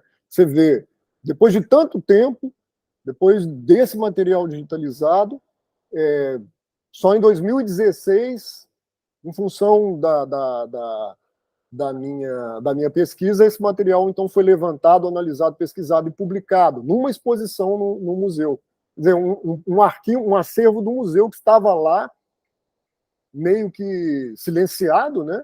Talvez até por uma falta de interesse de pesquisa nessa área, só foi posto a público em 2021, né? Quer dizer, é um processo quase que, às vezes, assim, de descoberta de iniciativas por parte de pesquisadores, etc., que vão revelando, né, essas fraturas históricas, essas deficiências, a necessidade dessas questões serem debatidas e analisadas. Por exemplo, agora no laboratório, na pesquisa que eu fiz no MAN, no laboratório de pesquisa, foi um reconhecimento do museu dessa necessidade de fazer uma uma pesquisa interna para se levantar informações sobre esse material e ver em que aspecto o museu pode aprimorar os seus processos de catalogação de obras dessa natureza, né, que é o assunto da minha próxima aula. Mas, enfim, deixa eu só voltar aqui, eu acho que eu terminei, deixa eu só voltar aqui para eu ver se não faltou nada do meu slide, para que a gente possa abrir aí para uma conversa com vocês, né? A gente ainda tem 20 minutos. Bom, é isso. Aqui está o endereço, tá, gente? video.mac.usp.br, onde estão publicados, então, os vídeos do setor de vídeo do Zanini produzidos lá na década de 70. Vamos abrir para uma conversa? Aproveitar aí esses minutos finais que a gente tem? Por favor. Acho que a Beatriz tinha levantado a mão, você quer falar? Eu tenho uma dúvida. Você estava falando sobre. Acabou entrando, acho que foi parcialmente respondida quando eu estava falando sobre essa questão da necessidade dos museus no Brasil em explorarem, olharem com mais cuidado os próprios acervos e etc. E a minha pergunta é: tenho acompanhado, mais na minha área de arquitetura, vários acervos de arquitetura indo embora do Brasil, se essa é uma realidade desses acervos, para esse tipo de material também, e de que maneira que os museus, as instituições, de maneira geral, elas poderiam assegurar esse material no Brasil, evitando que mais coisas sejam colocadas para fora, enfim. Acho que é mais nesse sentido. E se há também um discurso sobre essa questão de falta de infraestrutura para manter, que muitas vezes acaba sendo usado por instituições estrangeiras para comprar esse material, para adquirir esse material, e como que isso tem, não sei se essa é uma questão, se essa é uma realidade nesse sentido. Olha, quando o artista ou o detentor dos direitos dessas obras, né, está vivo, parte um pouco do interesse dele, né? Às vezes ele recebe uma proposta de aquisição de parte da obra dele por uma instituição internacional, e aí é uma questão comercial mesmo, né? Tem outros que partem para doação mesmo, né? De arquivos particulares, de algumas obras, né? A gente encontra muito nos museus, no MAC, no MAN, obras que estão lá que foram doadas pelo próprio artista. Uma iniciativa do artista de manter a obra dele numa instituição, tendo esse caráter de permanência mesmo, de institucionalização do trabalho dele, né? Como eu falei, existem poucas coleções particulares no Brasil que adquirem obras de time-based media, né? Uma delas, que é inclusive uma das mais assim encorpadas nesse sentido, é a do Itaú Cultural, da qual eu fui curador durante 10 anos. Inclusive foi um projeto que eu criei lá dentro, no sentido de que o Banco Itaú tem uma coleção de arte moderna e contemporânea muito grande, né? É considerada uma das maiores coleções privadas da América Latina. São mais de 8.000 obras. E dentro da coleção do banco, tinham, na época, quando foi feita uma primeira exposição dessa coleção, que foi em 2007, eu ainda estava no Itaú Cultural, só existiam 5 obras de vídeo na exposição. Na exposição, não, na coleção. Uma coleção de mais de 8.000 obras. Então, começou ali uma iniciativa de aquisição dessas obras, né? O Alfredo Setúbal mas aí é da coleção particular dele, ele compra muita obra de vídeo e de filme de artista, e o Itaú Cultural, então, começou a constituir uma coleção. Eu vou também, talvez, falar um pouquinho disso na semana que vem, que isso, inclusive, virou uma exposição virtual, esse material pode ser acessado de alguma maneira, mas, enfim, só para responder mais objetivamente. As iniciativas são poucas. Elas acontecem, às vezes, por interesses do próprio artista, de assumir um pouco esse papel, né? e quando o artista não está mais aqui, isso passa a fazer parte dos herdeiros, da família, e aí o processo se torna um pouco mais complexo, porque muitas vezes essas fundações que são criadas pelos herdeiros, elas não têm nem recursos para se fazer isso, né? Isso está, às vezes, na casa de um familiar ou depositado em algum lugar de maneira inadequada. Então, começa um processo de institucionalização que implica em mercado da arte, né? O sistema da arte, aí se diz respeito ao interesse em venda, em função de você poder, de alguma maneira, ter alguma contrapartida disso para que isso possa reverter em prol da permanência de alguma parte da obra do artista no Brasil. É um tema muito complexo nesse sentido, né? O ideal é que as instituições culturais e museológicas adquirissem esses patrimônios, mas os custos, às vezes, são muito altos, né? Às vezes um acervo desse ele tem um custo assim, no mercado da arte que é fora do normal, né? Em termos de valor comercial. Então, tudo se torna muito complexo, se torna muito ambíguo, às vezes passa a ser difícil acessar essas obras em função desses problemas de direitos autorais, etc. e tal. São todas questões que permanecem com interrogações assim no mercado da arte e no sistema da arte no campo da sua conservação e constituição de patrimônio, né? São problemas, e quando você vai para esses nichos de produção, como esse caso que a gente está tratando aqui, que foram obras que custaram, que demoraram a serem entendidas no campo da historiografia e no campo do mercado da arte, então nem se fala, né? Até meados da década de 90 não se comercializava filme e vídeo de artista no Brasil. Não existia. Isso não existia. Isso passou a existir há pouco tempo, né? Por iniciativa de alguns colecionadores. Tem alguns colecionadores do Brasil que só compram obras de vídeo, são poucos, mas tem, por incrível que pareça. Tem algumas coleções dedicadas para isso, né? São 2 ou 3 colecionadores que têm coleção de vídeo e filme de artista, né? Agora, isso se você tem o hábito de frequentar as feiras de arte, os leilões, o mercado secundário da arte, etc. e tal, você vê que há uma pouquíssima presença ainda de filmes e vídeos de artistas, né? Mesmo com essa quantidade de trabalhos que a gente vê no mercado da arte hoje, né? Nas exposições, né? Tem muito artista trabalhando com vídeo hoje. Tem muito artista produzindo cinema expandido, instalações de vídeo, etc. E mesmo assim ainda as feiras, o mercado da arte, o mercado de compra e venda, ele olha para isso meio torto, né? Pelo fato, exatamente por aquilo ser uma obra produzida no tempo, né? E não na matéria. Então, eu acho que o colecionador ele pensa, mas como é que eu vou expor isso na minha casa? Não é? Tem essas questões, né? Então, são interrogações aí que ainda estão presentes e que são desafios no sentido de preservação e conservação disso, né?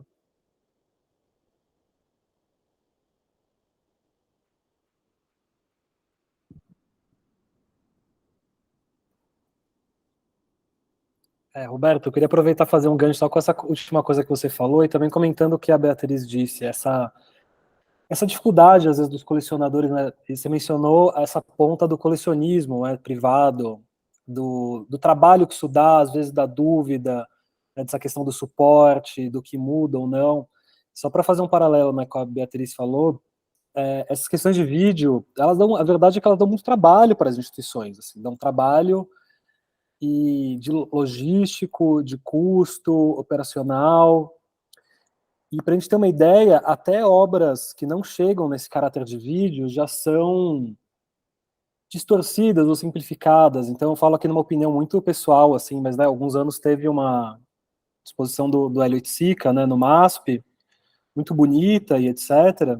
E isso aqui não é uma crítica direta ao museu, né, porque é uma questão muito maior, assim, mas muitas das obras que são interativas do Hélio Oiticica, falando dos parangolés, dos penetráveis, eles são apresentados de maneira estática. E a gente não está falando nem dos originais, eles são réplicas. Então, você olhava ali na ficha técnica, eram réplicas feitas no próprio ano, réplicas feitas para exposição, né, porque a família detém esses projetos, né, de reconstrução, assim, de fazer com os mesmos materiais que ele utilizou, os mesmos tons de tinta, né, tudo isso é super bem registrado, e você castra, assim, uma das maiores potencialidades do porquê esse artista ele é tão famoso, porquê que ele é tão importante para esse período, né, das questões relacionais, e se mesmo um Parangolé, mesmo um Penetrável do Hélio, que tem tudo a ver de você entrar, fechar, a experiência cromática, sobreposição de cores, se isso já é simplificado, porque dá um certo trabalho, exige manutenção, exige educação do público, exige ter pessoas lá, exige propor atividades, imagina obras que são ainda menos lustrosas e menos midiáticas ainda do que um nome tão grande internacional como Elliot Sica, assim, então é isso que a gente está tentando trazer aqui, nessas questões de mídia, envolvem complicações tecnológicas que se amarram também com a própria operação das instituições, sobre condições de armazenar, de mostrar, de conseguir educar o público, falar sobre essas mudanças, o que muda, o equipamento, a importância do equipamento. Então, é uma falta, às vezes, de estímulo que vem de todas as frentes, assim, né? Tanto financeira, mas também com o engajamento que isso exige, de equipes especializadas, pessoas que querem trazer à tona essas questões. Então, é realmente uma carência de muitos lados, assim, que acabam trazendo a gente para essa questão, assim. Carol? Eu ia falar que essa coisa do colecionador, né, também traz um problema muito grande, que é geralmente a documentação dessas obras, assim, que é um trabalho muito importante para a Time-Based Media, quando essas obras são adquiridas pelos museus. Eu acho que elas passam, ou precisam passar por um processo de documentação muito extenso, que geralmente não se passa quando são adquiridas por um colecionador particular. Lá no MAM, por exemplo, eles enfrentam muito esse problema, porque parte da coleção, grande parte da coleção vem de um comodato, né, do Gilberto Chateaubriand. Então, tem dentro, né, dentre dessas obras que a gente falou de Time-Based Media, que são poucas, muitas delas ainda são parte de um comodato, que, além de trazer, né, problemas para a conservação dessas obras que, enfim, é difícil de lidar, porque como é que o museu vai investir dinheiro na conservação do acervo particular, elas também geralmente chegam já com uma defasagem muito grande, assim, de documentação. Eu acho que é isso, né? Eu acho que na Time-Based Media, uma das faces mais importantes para a preservação dessas obras é a documentação delas, né? A correta documentação delas.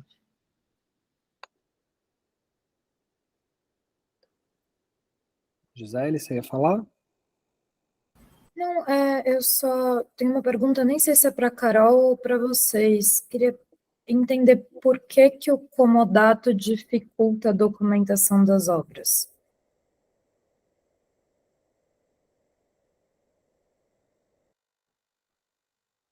Na verdade, o problema não é especificamente sobre isso, é mais a respeito de um problema de sistematização mesmo, né? A maioria dessas obras históricas, o processo de documentação, ele se dá a partir do momento em que elas são exibidas. É isso que tem acontecido. Quando a instituição vai enfrentar o desafio da exibição, de caráter museográfico, né? Então, por exemplo, um filme que foi produzido nos anos 70 em Super 8. Esse filme vai participar de uma exposição, né? Ele não vai participar da exposição como película, ele vai participar da exposição como um vídeo, né? Então já há aí uma primeira adaptação do formato. Depois dele ter sido adaptado para o formato, em função de uma questão de conservação, existe o desafio de como exibir esse vídeo, que é um Super 8. Né? Então, por exemplo, para pegar o caso da série Illustration of Art do Antônio Dias, que faz parte do acervo do MAN. Né? Essa obra realizada pelo Antônio Dias em Super 8, quando ela foi adquirida, isso foi no início dos anos 70, né? A série Illustration of Art é toda de 72, 73 e tem os vídeos de 74. Quando eles foram comercializados, quando esses filmes começaram a ser comercializados no mercado da arte, eles foram comercializados já como vídeo em DVD. O suporte adquirido pelo MAN em 2010 da série Illustration of Art está em DVD. Naquele formato que eles chamam de DVD, agora me fugiu o nome, mas é aquele formato que você não tem um arquivo de vídeo salvado no DVD, você tem ele já masterizado para um formato VOD, que é quando você coloca ele no aparelho de DVD, o DVD já lê aquilo dentro do menu, que é outro problema, porque o filme na sua matriz vídeo, seria numa definição X, ela já foi comprimida para estar num DVD. Então já tem um processo de perda de qualidade de imagem. E por aí vai, né? Então, quando, por exemplo, um curador quer exibir um trabalho, a série Illustration of Art do Antônio Dias, o Antônio Dias, nem a galeria dele, e nem o MAN tem protocolos arquivados de como essa obra deve ser exibida. Então, isso acaba sendo um exercício que é feito em comum acordo entre os responsáveis pela obra, a instituição e o curador, de dar uma solução de experiência museográfica para aquela obra. Isso pensando nessas obras históricas, né? E essa prática ela é assim no mundo todo. Por exemplo, se você vai lá ver a exposição do MoMA, que está em cartaz hoje, tem muitas obras produzidas lá em porta-pack nos anos 60, pela Jonah Jones, pelo Bruce Nauman, pelo Vitor Aconte, que estão sendo exibidas em digital, e em projeção em larga escala. E essas obras, quando foram feitas lá nos anos 60, 70, elas eram exibidas em TVs de tubo, que eram aquelas caixas, né, quadradinhas assim, de 20 polegadas, de 21 polegadas. Hoje, em função dessas adequações, desses exercícios curatoriais, se chega a outras soluções. No MAC a gente fez isso. Eu não exibi as obras produzidas no setor de vídeo nas TVs de tubo, que era o suporte original que elas foram exibidas na época. A gente fez uma adaptação para um tipo de experiência museográfica contemporânea, né? Projeções em larga escala, em que você vai circulando no espaço, várias telas exibidas simultaneamente, né? São experiências decididas em comum acordo entre o curador e o detentor daquela obra, daquele acervo, né? E a questão dos protocolos, eu nem vou me ater muito nisso não, mas que a gente vai ser o nosso tema da aula que vem, esse é um dos grandes dilemas hoje também, quer dizer, é um dilema que foi solucionado, mas é uma solução recente, em que as instituições tiveram que criar protocolos de catalogação, preservação e sistematização de relatórios de exibição, são os relatórios de interação, para que essas obras, com o passar do tempo, elas tenham uma memória histórica da maneira como elas foram criadas, conservadas e exibidas ao longo do tempo, para que tudo isso seja uma espécie de um registro que diz para você, no futuro, como essas obras podem ser exibidas. Esse é o tema da aula que vem, né? Eu só queria comentar, né, antes também que a gente já está batendo no horário, comentar isso que a Carol falou, um pouco da minha experiência também, eu vou falar sobre isso na terceira aula também, né, eu tenho uma experiência em galerias de arte, que eu entrei com a minha formação como arquiteto, né, primeiro trabalhando na produção, mas minhas habilidades como arquiteto foram me direcionando para essa questão de ser o responsável por estabelecer esses protocolos de montagem, de fazer os manuais de montagem de obras físicas, e depois também esses protocolos de definir, quando a gente vendia um vídeo para uma instituição, para um colecionador privado, definir qual que é o tipo de TV, esse vídeo ele tem que ser projetado em tal tamanho, de tal altura, do chão até o teto, então tudo isso em diálogo com o artista. Então as galerias, claro, as galerias responsáveis, que procuram fazer um bom trabalho, muitas vezes exercem esse papel de mediação, assim, de registrar o máximo possível e proteger a obra do artista, registrar tudo que é importante para ele em termos de equipamento, de iluminação, de som, para que isso possa ser vendido, né, transferido para uma coleção institucional ou para um colecionador privado que leve a sério isso também é muito importante. Algumas galerias colocam no próprio certificado de venda para que o colecionador assine isso, quase como se fosse um contrato de responsabilidade, assim, para que essas definições sejam seguidas e essas obras não passem ao longo do tempo a perder as suas características, né? Porque uma vez que a obra está na mão de um colecionador, ele pode daqui a 20 anos vender para outro lugar e se ele não passa as instruções. Então, essa definição, aí que vem esse olhar, né, multidisciplinar, de você ter alguém na instituição recebendo isso e também na instituição que está passando isso para frente, de ter alguém que registra tudo isso. E como o Roberto falou, né, as diferentes montagens vão criando como se fosse um dossiê do histórico dessa obra, de como ela já foi montada, quais foram as variações. E é claro que o artista também, né, de maneira experimental, vai entendendo o que deu certo, o que não deu certo. Essas diferentes experiências, às vezes, vão moldando na própria cabeça do artista, né? Isso que é muito interessante de acompanhar. Ele vai percebendo nas diferentes montagens o que deu errado, o que ele achou estranho ou não, o que de verdade importa para ele mais nessa obra, para que ele possa cada vez mais entender o que precisa ser sempre igual, o que pode ser variado. Mas falando nessas questões de mercado, privado pelo menos, as galerias sérias que lidam com isso, com instalações efêmeras, que se utilizam de material que pode ser comprado no mercado, né, que você descarta, constrói de novo, que você não precisa guardar, da mesma forma como equipamentos que podem ser alugados, é a função das galerias registrar isso muito bem, nesse dossiê que acompanha. Muitas das vendas de vídeo que a gente fazia na galeria, a gente fazia uma caixinha com ali a mídia, né, seja qual ela fosse, se era realmente uma obra nova, vai um HD, pode um pendrive, a gente já vendeu coisas antigas que vai uma fita Betacam, coisas assim, mas com realmente um dossiê, um manual de instrução de como isso tem que ser preservado e exibido, qual que é o tipo de equipamento recomendado, para que isso seja respeitado, exatamente porque isso não é à toa, né? Às vezes muitos artistas escolhem ter o seu vídeo exibido numa televisão, numa tela, porque a própria tela, ela emite luz. Quando você projeta algo na parede, a luz está saindo do projetor e chega na parede. É uma experiência diferente, você está olhando para a fonte de luz e está olhando para uma parede que está recebendo uma projeção. Então, essas coisas são importantes para o trabalho, elas não são à toa, assim. Então, todo esse registro serve para controlar o que é fundamental, para que isso não seja perdido quando o trabalho entra numa nova coleção, quando ele é passado para frente, porque isso sai do controle do artista, sai do controle da galeria, então é necessário ter esse registro, assim.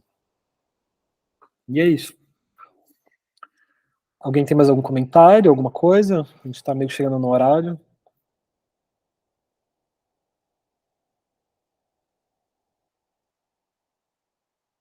Então, Gisele, acho que é isso. Tem algum recado para a próxima aula? A questão do link, você manda um novo link, algo assim?